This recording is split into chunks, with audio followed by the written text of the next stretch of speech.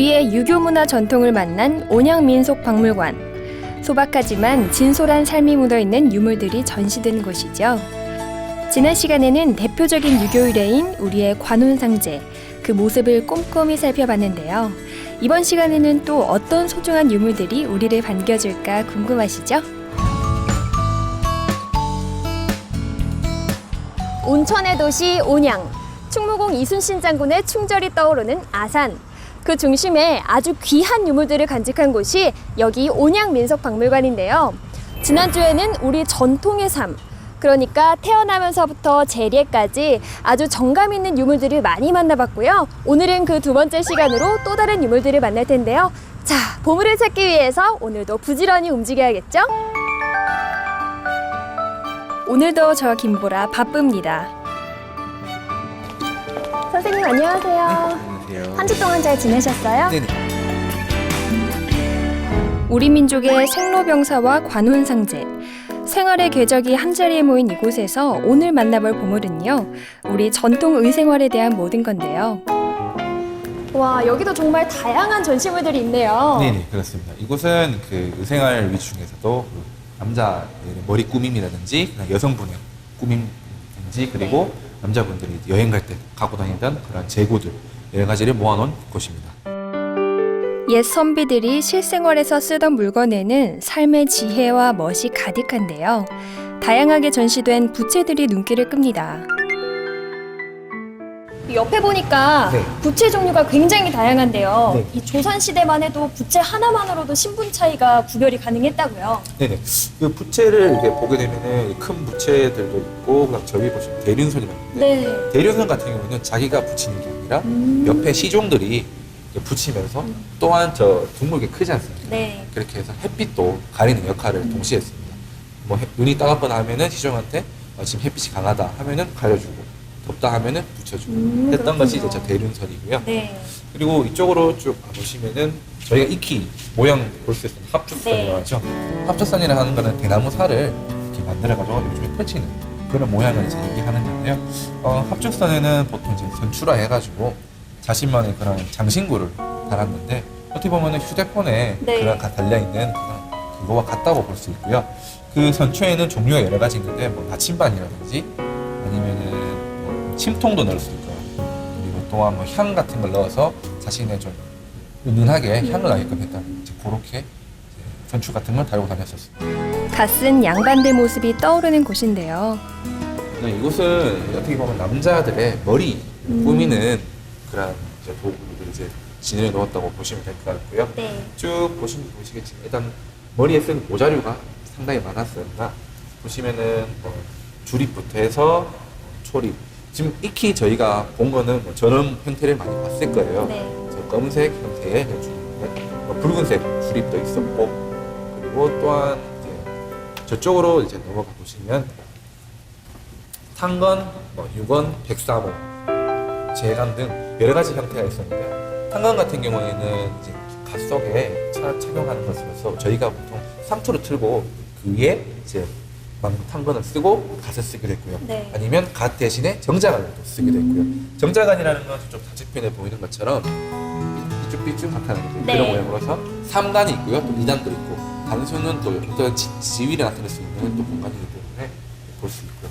또한 유건 같은 경우에는 어떻게 보면은 향교나 어떤 선비가 집안에 쓰는 모자라고 볼 수 있고 뒤에 보시는 사대 문라문이라 해가지고 적어도 이제 진사 합격하신 분들에 한해서는 저런 걸 또 쓰고 다니셨고 백사모는 이제 국장 같은 때 쓰던 것이고 그다음에 재관은 이제 재관복을 입었을 때 쓰는 어떤 행사 때 쓰던 모자라고 이제 볼 수가 있습니다. 네.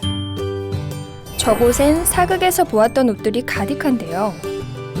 이 공간은 전통 의복을 보여주는 공간인 듯한데요. 네, 그렇습니다. 이쪽 같은 경우는 쭉 이제 남자 옷들인데요.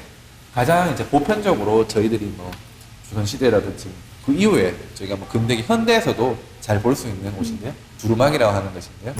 이런 식으로 이제 두루마기를 입고 또 갓을 쓰고 이렇게 많이 이동을 많이 하셨고요. 네. 또한 앞에 보이는 거는 호패라고 해가지고 그 어떻게 보면 조선시대 때 그 신문집을 대표하는 거죠. 앞쪽에 보시면은 뭐 이름이라든지 뭐 태어난 날짜라든지 그다음에 어떤 뭐 진사나 뭐 어떤 시험에 합격했다면 또 합격이 됐다는 그런 내용을 좀 적어가지고 자신을 표현했던 신분증이 하나를 볼 수 있습니다.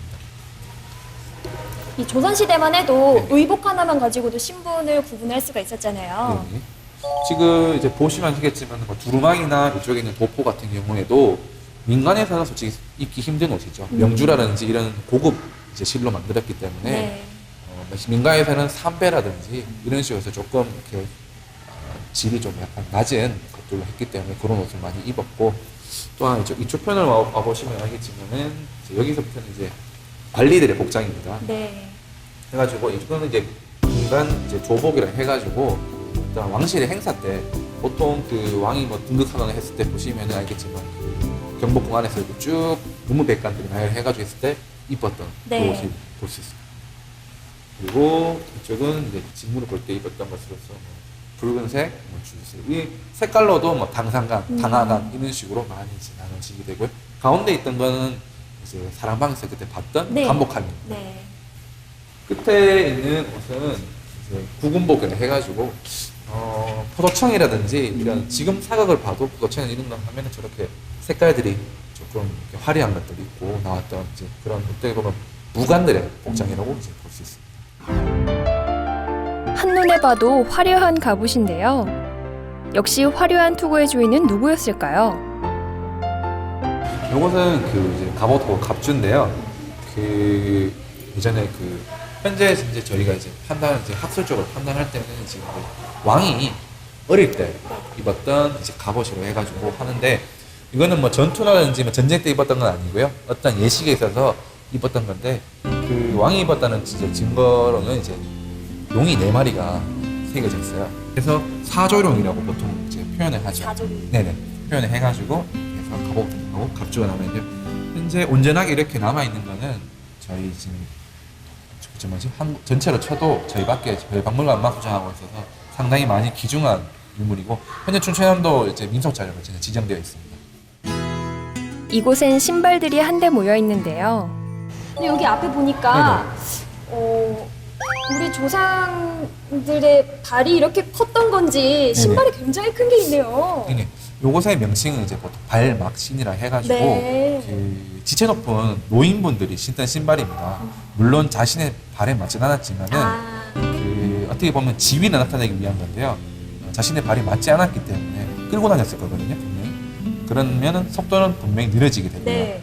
그 속도가 느려짐으로 해서 자기가 여유롭고 지체도 양반이기 때문에 어떤 행동에 있어서 좀 더 이렇게 천천히 움직이고 하기 위한 하나의 이제 방법이었다고 이제 볼 수 있죠.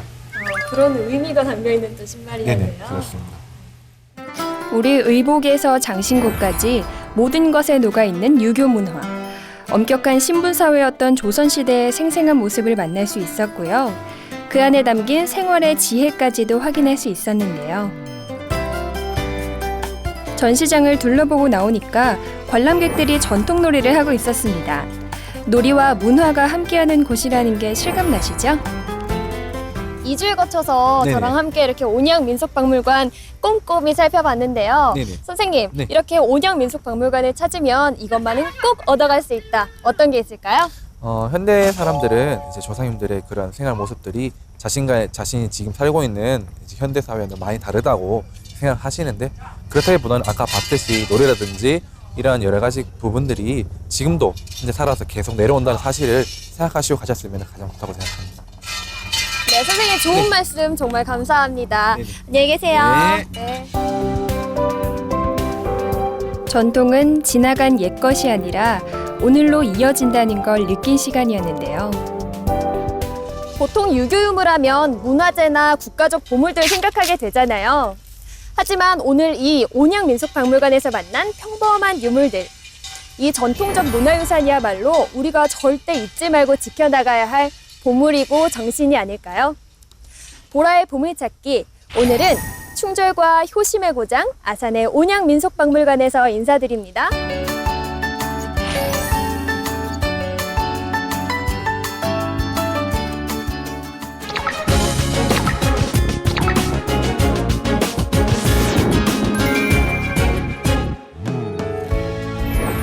가을의 정취를 물씬 느끼게 하는 이곳은 경기도 포천의 반월산 자락인데요.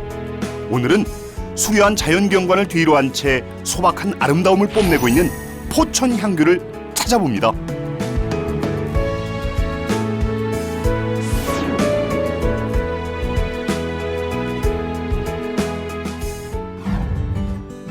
선비의 고장 포천을 찾은 강 PD.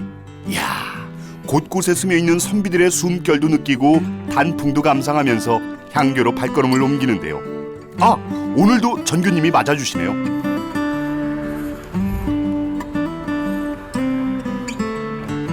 네, 오늘 포천향교를 찾아온 강 PD입니다. 포천향교 전교 이종훈입니다. 우리 그 포천향교를 이렇게 방문해 주셔가지고 대단히 감사합니다. 포천 향교는 홍살문에서 외산문까지 이루는 길이 유독 깁니다. 그래서 선비 정신을 이어가는 포천 향교 외산문의 모습이 더욱더 반가운데요. 제가 오면서 포천에 대해서 좀 알아보려고 예. 이제 한문 같은 것도 좀 찾아보고 했는데 포천이 아늘 포자에 내천자라고 딱 돼 있더라고요. 예, 이름이 그렇습니다. 굉장히 예, 멋있는데 그래서 그 안울포자가 된 건 이제 그 저 신라 시대가 이제 그냥 고려가 들어오면서 이제 그 이 지역이 이제 포주라는 그런 그 제명을 했기 때문에 그때 당시에 치소가 지금 국가사적 403으로 지적이 되어 있는 이 반월성입니다. 이 반월성을 저 축석곡에서 내려오는 한내천하고 이 수원산에서 내려오는 수원천이 감싸고 돌면서 그 내려갔기 때문에 포라는 그런 지명을 얻었고 천이라는 그 지명은 그 조선조에 들어와가지고 이제 고려시대 포주에서 포천으로 이제 그 다시 이름이 바뀌게 되는데 천이라는 그 지명이 들어간 게 경기도에 몇 군데가 있는데 그 천자가 들어간 고을이 대개 산세가 수려하고 물이 맑은 그 고장을 그런 그 뜻한다고 합니다. 예. 향교 건축물은 한국전쟁 이후에 중건됐지만 포천 향교가 걸어온 역사는 무척 깁니다. 앞서서 포천에 대한 이야기를 한번 들어봤었는데요. 네네. 그렇다면 이 포천향교의 역사에 대해서 또 안 들어볼 수가 없는데 예. 정말 좋은 말씀하셨습니다. 포천향교는 이제 규모는 소솔이라는 건 이제 조선조 시대 이제 그 가장 작은 고을이 현이었었거든요.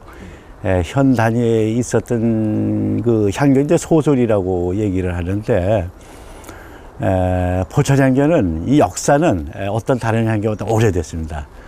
1187년이니까 명종 3년 때 벌써 그 이 포천향교를 세워가지고 840여 년이라는 긴 역사를 가지고 있습니다. 포천 향교는 전학 후묘의 배치 형식으로 앞쪽에 명륜당이 있는데요. 이 명륜당이 배출한 유학자들도 많습니다. 포천은 이제 인물의 고장이다.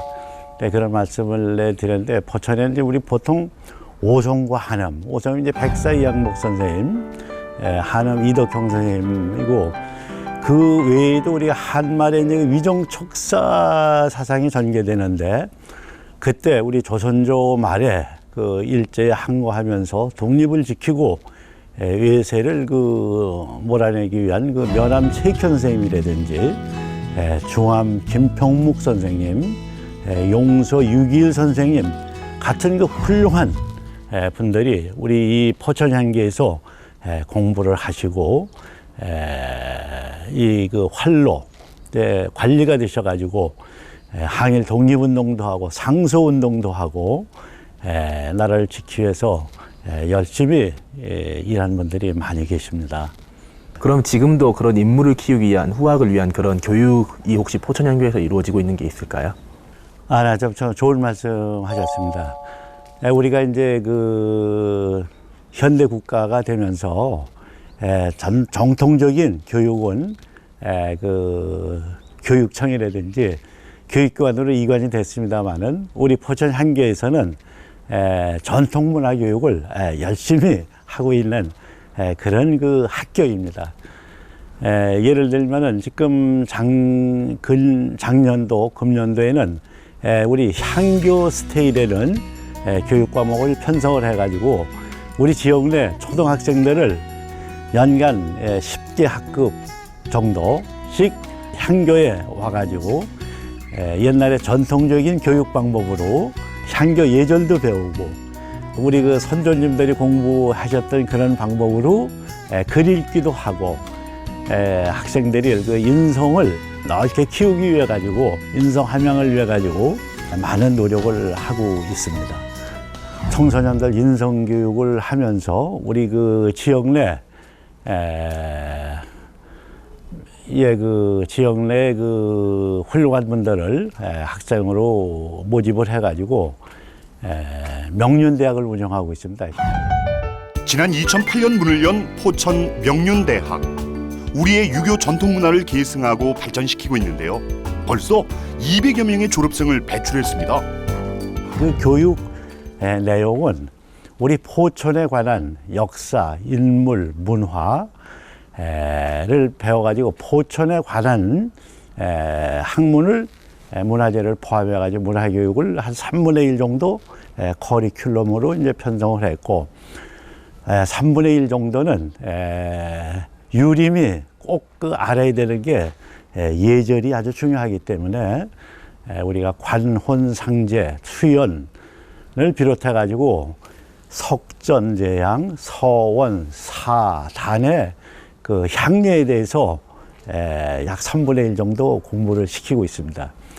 나머지 3분의 1은 한문 교육을 포함해 가지고 명심보감, 소학, 다음에 이제 우리가 그 사서산경주에서 이제 사서를 깊이는 못 가르치고 그 윤곽 정도에서 그 중요한 내용을 해가지고 대학, 논어, 맹자, 중용을 그 가르치고 있습니다. 그래서 지금 포천에서는 그 명륜대학을 나오지 않으면은 유림이라고 말하지 할 수가 없을 정도로 지금 명륜대학에 대한 인기가 높아서 매년 그 지원생들이 많이 그 지원을 하고 있었는데 현재 실정으로 다 받아들이질 못하고 있는 그런 실정입니다. 아주 고무적이고 우리 유림 발전을 위해서는 아주 그 훌륭한 교육을 하고 있다고 스스로 자부를 한번 해봅니다.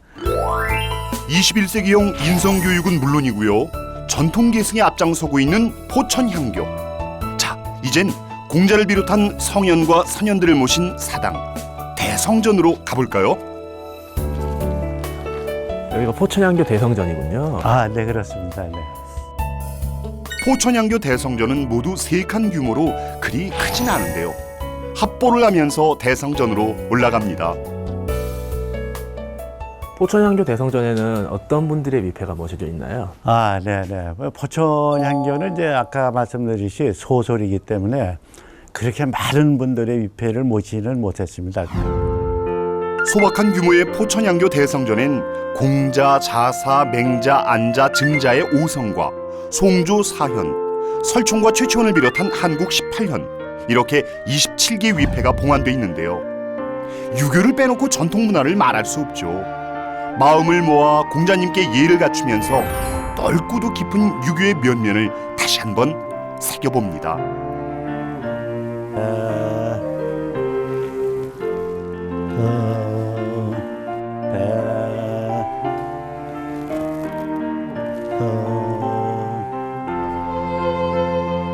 포천향교에서 만난 가을 정취 안엔 유교 정신이 살아 숨쉬고 있었는데요.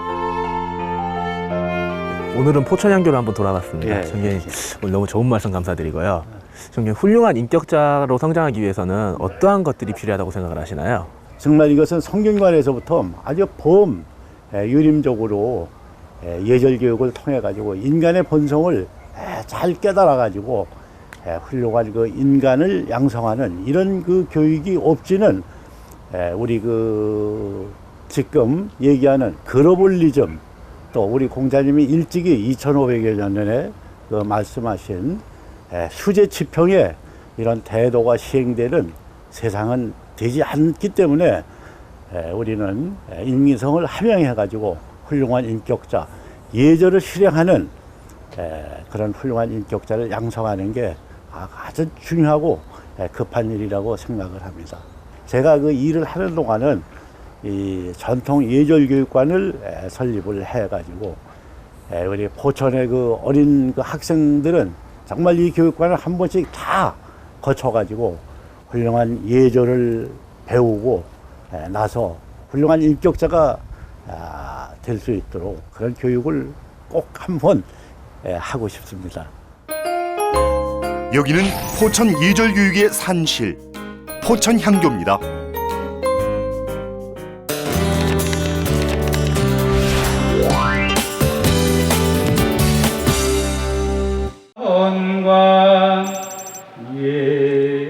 지난 9월 28일 경기도 화성시 육릉에서 육릉 제향 행사가 열렸습니다. 육릉은 우리에게 사도세자로 알려진 조선 장조와 해경궁 홍씨, 바로 헌경 의황후가 함께 모셔진 능인데요.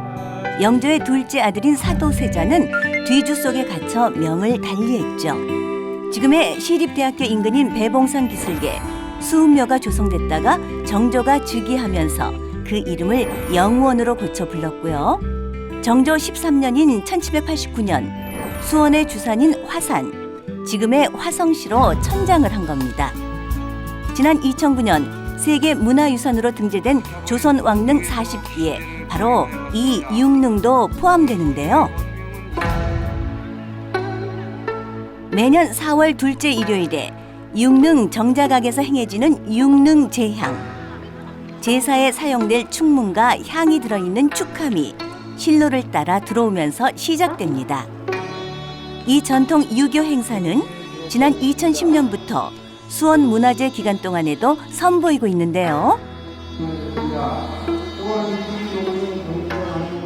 임금이 친히 능에 와서 치르는 친제인 만큼 그 절차에는 한치의 흐트러짐도 없습니다.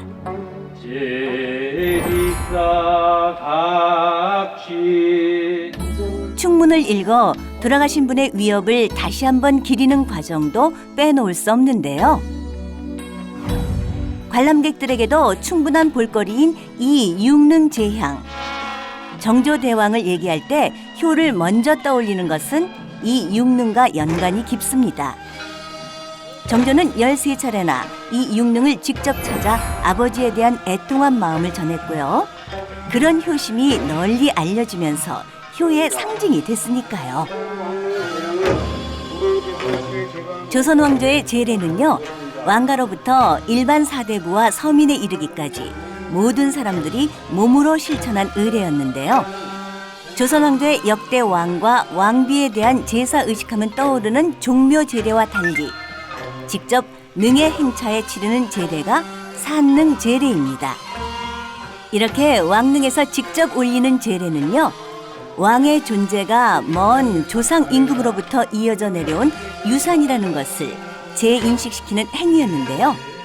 사도세자는 왕에 오르지 못했지만 아들 정조는 아버지를 조선 장조로 추대했고요.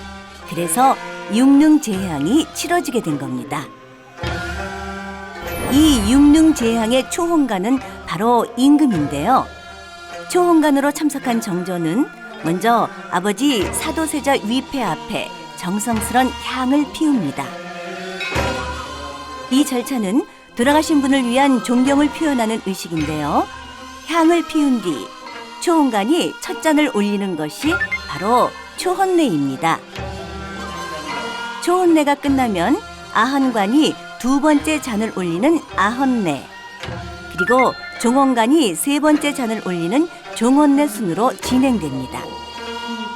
이 육릉 제향의 절차는 국조 5례의에 규정되어 있는 만큼 정해진 틀에서 벗어나는 법이 없는데요.